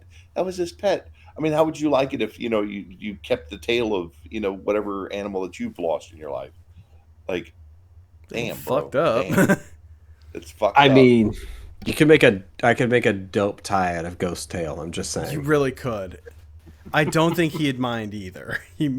That breed of cat might just regrow it. Turn his ears into a nice ass hat. But yeah, no. Other than that sucked. So I did not have fun with that. I did, however, watch a shit ton of movies in the past like 3 weeks that we haven't done this. I watched Terrifier 3. It was fucking great. Don't understand how. Did we talk about this already? I'm having like some deja vu. Maybe not. Anyway, I found it kind of weird. You talked to me about it. That's it. Okay. So no, I just thought it was weird that like somebody in somebody in marketing made it up. They were like, "Oh, it was so disgusting. I had to walk out." It was like the whole movie. I was going like, "Where is this scene at?" Because it's nothing that was as gruesome as like this second movie. So Yeah, that was totally a marketing ploy then. it had to That have was been. totally a marketing ploy. But no, it was great. I cannot wait till the fourth one. Art the Clown is my new modern day like slasher flick villain. He's my favorite. Would you say he's on the same level as Freddy Krueger? I would just say he's actually above Freddy Krueger because he'll do shit Freddy wouldn't do. Like there's one point, I think it's like Terrifier 1, like some security guard comes up on him and he just like pulls a gun and shoots the guy. Like he just doesn't give a fuck because you know most of those like psycho killers from the movies will play with their prey. He's just like, nah, this one's just inconvenience, bang, and then keep going along his way.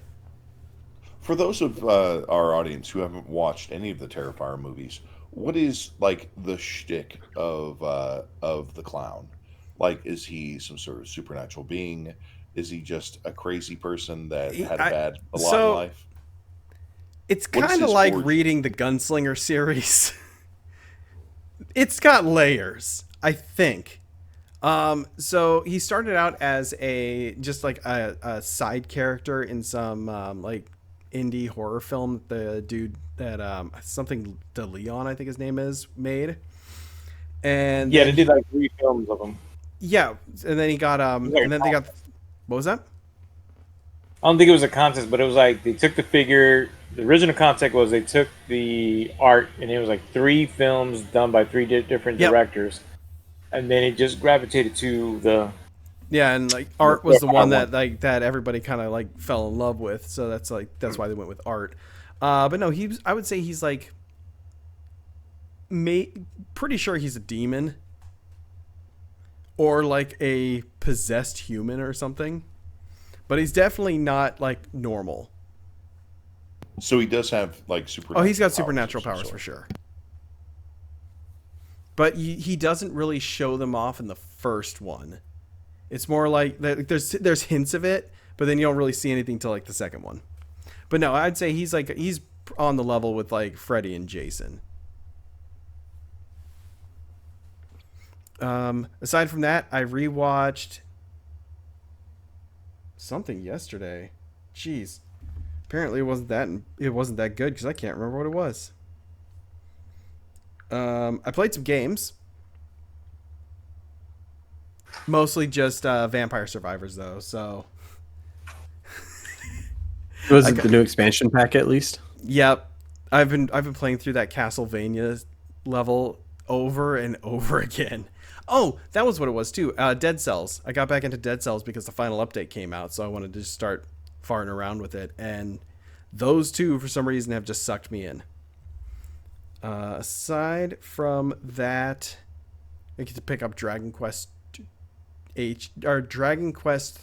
HD remake tomorrow, so that'll be fun.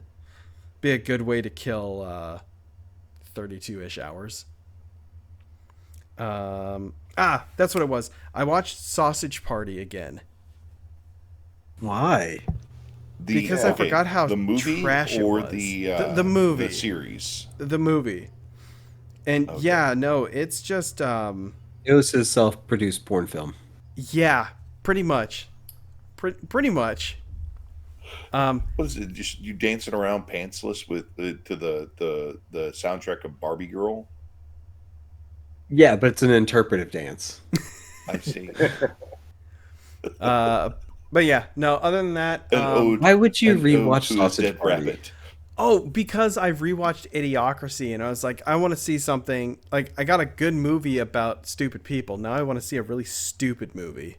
And I couldn't find Ace Ventura, so I decided to go with Sausage Party. And then I remembered why I didn't want to watch Sausage Party, and I wanted to watch Ace Ventura more.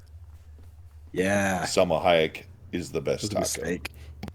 Exactly. Other than that that's mostly it. I did get something cool in the mail, though. Uh-oh.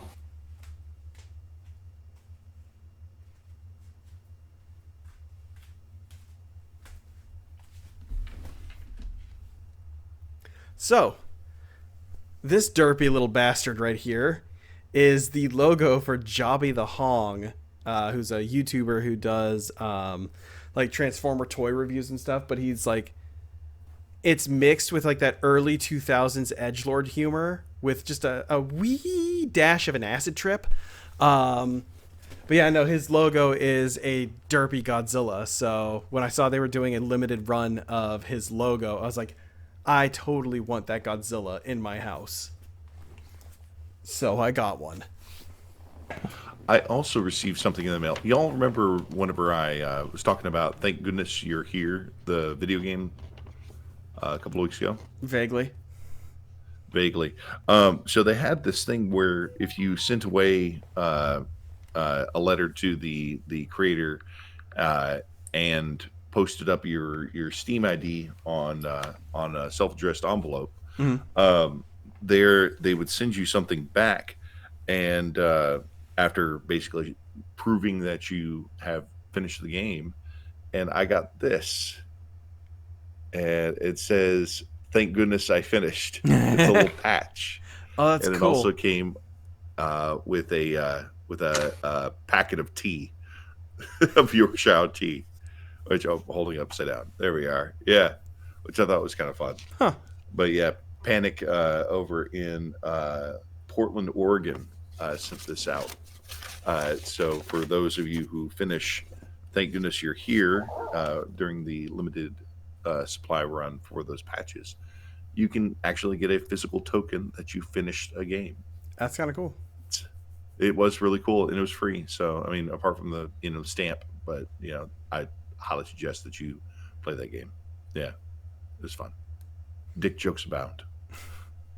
Okay. Yeah, no, aside from the Godzilla statue, I have started painting up some miniatures, mainly because this weekend I'm going to be going out to Huzzah Hobbies and playing a game of one-page rules Grimdark Futures with a buddy of mine. I'm torn between Space Apes, the Demons from Doom, or my techno horror cult that I created. So I have a list, 2,000 point list for all three armies, and I don't know who to play with. Go with the thing that you created. Obviously, that's going to have the most creativity to it. Obviously. Well, no, I've already created the army list. I just can't figure out what army I want to play. I'm like a kid. I'm a kid who's playing Street Fighter for the first time. Like, who do I pick? Porque no stress. Nah, most likely gonna go with the techno cult dudes, but that's beside the point. So that's been fun. So I've been painting those, and that is my week. News. I do have news. I think this might be a marketing ploy. I'm almost positive it is. So have any of you guys seen the trailer for Toxic Avenger? The remake with Peter Dinklage? Yes. Okay, so there is a new version that came out in 2023. It only premiered in 2 movie theaters. Got glowing reviews from everybody who watched the movie. However, it is now currently being stated that the movie is unreleasable in this day and age. Quote unquote. They said they can't it's not marketable because they can't get a company to pick it up.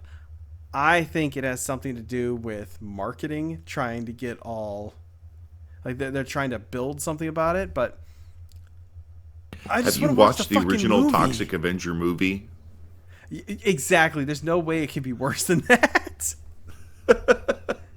Although an 18-year-old Marissa Tomei is in that movie. Would. She looks exactly the same, by the way. Yes. It's kind of shocking.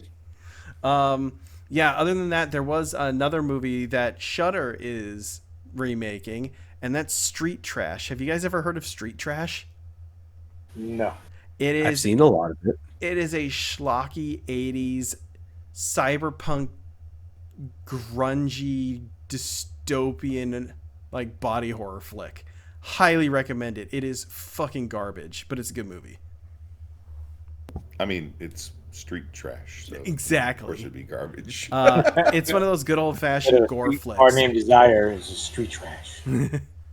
But yeah, that unless you got, I can't think of any other news off the top of my head. I did. Blade has apparently been indefinitely shelved again. I'm shocked. What? It's never coming out. Blade will never come out. Marshall Ali will never be Blade. When That's so fucked when up. Wesley Why? Snipes was Why? holding back the Punisher's missile launcher, saying there's ever only been one Blade and there's ever going to be one Blade. This is true. Why? I don't know. Oh my god! Why? I think the director and the writer walked or something this time. Like, it's never coming out. Apparently, they've taken it off the. You're muted. But apparently, they took it off the roadmap. Yeah. You're muted, homie. You're still muted, Glenn. You're yelling at trees bunch of- again, old man. Yeah. Anyways, no, there was a bunch of Disney execs that got canned. Were they part of that culling? Oh, probably, because I think they were trying to make it a Blade movie that had Blade as the third wheel, kind of like what they did with Doctor Strange in the Multiverse of Madness. So who was the strong independent? They never said. Nobody ever got. I don't think that's ever been leaked. Huh. Fair enough. Yeah. That's fucked up. So that is all the news. Another I one can in the remember dumpster this fire. week. Anybody else? Rico sounds like he's scanning. I mean, only thing I got, and I don't really see you guys too much time, just a quick snippet from the Comic-Con, the New York Comic-Con was DC Supergirl films in January. Superman will blow everyone away, according to James Gunn. GL cast Aaron Pierre as John Stewart. He has one Netflix movie called, I think it's called Marine Martial Arts or something. I forgot what it was. And I think He's started the dad from Friday Night Lights. Or not Oh. the dad, the head coach. Oh, okay. Creature Commando trailer with Clayface has came out. Comic Run to fill gaps between what's PM1 and PM2? I forgot. Either way, James Gunn said that everything's going to be different, but it will be connected. Okay. Oh, that probably one. Peacemaker. Oh yeah, there's going to be a comic run to fill gaps between Peacemaker 1 and Peacemaker 2. As far as Marvel Vision series filming in 2025, I know I posted a bunch of like trailers in the general chat, like for the What If series and the new trailer for Captain America and stuff like that. Star Trek 31 is set to be released January of 2025. That's the whole Section 31 movie where it's kind of like a Black Ops thing. Yeah, that it's they probably going to be recruit, ass. Michelle Yeoh and stuff. How dare you? It's gonna be great. I mean, they got a couple of faces I remember, so I mean, we'll see how it goes. Star Trek Starfleet Academy is going to be also coming out too as well. Let's see. Other stuff that was announced: Star Trek Strange New World Season 3 is coming out. Wolfman. From if you're a Blumhouse, since you guys are talking about horror, Blumhouse is coming out with like 10 films. Between now in 2025. So Wolfman. House of Jungle, Dune Prophecy trailer came out. Superman 2 is being released on PC January of 2025. Wait, Superman 2 or Spider-Man 2? No, Spider-Man 2. Spider-Man 2. Okay. Oh, that actually is a big one. I'm excited for that. Yeah. Let's see what else. Other little tidbit news: Eva Longoria was identified as saving John Wick at the last minute. The last hour, she donated. Well, she gave $6 million that they needed before the whole movie was going to be shut down for its production. Oh. Oh, dang, that's dope. So it goes where it shows right there. Hey, you need a strong Latin woman in your life to help you out. That's why we keep you around, Rico. That's why it's lovely. Stranger Things. Eddie Munson is going to get a Origin of the Hellfire Club in a new D&D crossover comic. If you guys want to collect that, will take place before season 4 and show how Eddie began in D&D and creating Hellfire Club. It's a 4-issue limited series. Will premiere in winter of Do you think they're 2025. going to bring Eddie back on the last season? I think, but it might be just a flashback. I don't think it's going to be actual. I don't know. He's- They might, being as how many people went crazy over his character. It's very I mean, possible. if they're going to bring back Eddie, they might bring back Barb. No, they're not gonna bring back Barb. They'd probably bring back. Oh man, I want Barb to come back Max. so bad. Well, there was Like something Barb about is my type of lady. there was a theory that if they Redhead, brought slightly Eddie back, nerdy. I can get behind that. Eddie would come back as a version of Vecna. There was well, you guys know better than me. Vecna had like a, I guess, a general or like a right hand man that betrayed Vecna. Never No? actually done that. I've never done that campaign. Well, supposedly, and somebody in the chat can correct me, but Vecna supposedly had a right hand man that ends up betraying Vecna. So there was talk about possibly Eddie becoming that version, where he comes back and helps him fight Vecna. Oh, interesting. Okay. I don't know. That was a theory. Macaulay Getting Culkin gang is raped by devil bats. I mean, that changes one's mind about one's allegiances, I guess. Were you about to say Macaulay Culkin in Fallout Season 2? Yes, Macaulay Culkin has been cast in Fallout Season 2. He's going to be cast as a crazy genius type character. I love it. I fucking love it. He's actually in the anime, The Second Best Hospital in the Galaxy. He's also guest spot in American Horror Story double feature and The Righteous Gemstones. Yep. He has been. Yeah, Macaulay Culkin in double feature was really fucking good. I recently watched double feature all the way through. But I was going to mention a nerdy character in Fallout universe.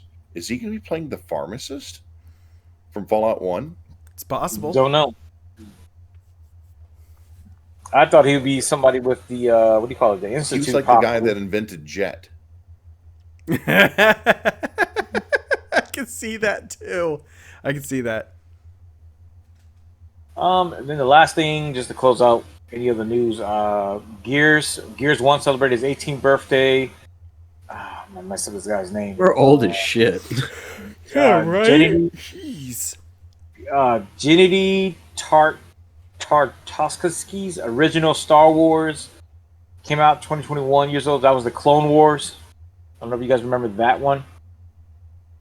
The book? No. This is the cartoon. The cartoon, the Clone series. Yeah. There's a part where he has, because he's the guy who came up with Dexter's Laboratory and a bunch of other stuff. So he did his own version of Clone Wars before they came out with. Oh yeah, he did another the Clone 2D Wars. one. Yes, you see Mace Windu. He's running real fast. Like, Yeah, and he was drawn He's almost like like a mix everybody. between Dexter's Laboratory and what am I thinking of? What am I thinking Samurai of? Jack. Powerpuff one of Yes, those. Samurai Jack. Wasn't it a whole bunch of like limited animation as well, where most everything just stayed in place and only one character, or only part of a character moved at a time? I vaguely remember that. And then I also mentioned Halo. Halo, I think, has celebrated its something year. So, least- like Hunter said, we're owed. Yeah. Yeah. A Well, bunch of anniversaries. if Gears We're just a got bag of 18, bones. then Halo's definitely over 21. Oh, that's probably what I did. 21 years ago, the Halo came out. Oh, fucking called it. And I'm going to leave it at that because the other two topics we can talk about next week whenever Nico decides to be on time. And that concludes entertainment news that I have. Do-do-do, do-do-do. Also, this is Now Pod to 36. Glenn for the Yeah, sports. 36. Oh shit! I had something. No. I think that just about makes it a podcast at that point. Yeah, so I think that's a podcast, guys. What do you think? You think that's a podcast?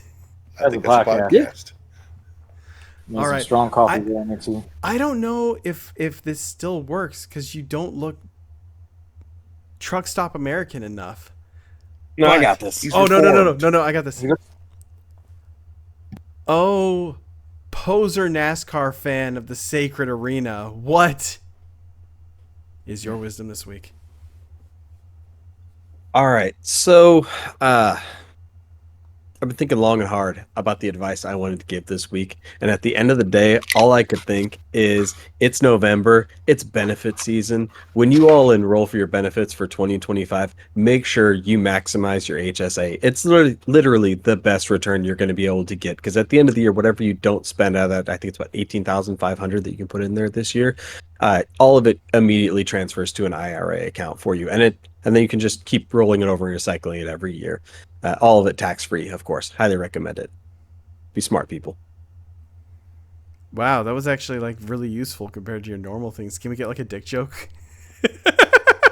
No, the hair's gone. It's new me.